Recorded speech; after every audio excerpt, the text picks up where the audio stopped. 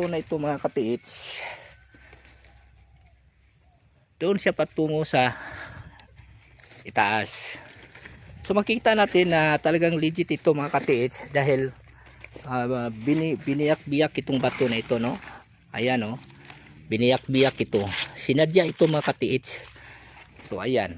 So kung tingnan nyo maigi katiits, ang bato na ito na biniyak-biyak ay hindi masyadong maganda, pero pag isipin natin, ating i-analisa, para din siyang letter D o parang bundok siya katiits.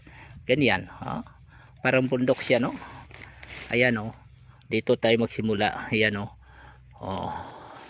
Medyo lang siya blurred mga katiits, pero nagpapahatig ito ng isang bundok o tinatawag nating buntod na lupa, no? Sa itaas. So ito na nga, parang buntod siya, bukid. Dito sa kabila plain lang siya. Sa Bisaya pa'y patag, no? Patag.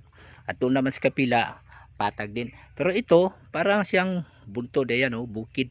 Maliit lang siya, hindi siya masyadong malaking bukid. So para lang talagang nag slide siya mga katiits. So puntahan natin yung iba pang kuan. Ang direksyon niya ay patungo siya doon. So sa katabi nitong bato ay ito ang kanyang final direction. So ito nga.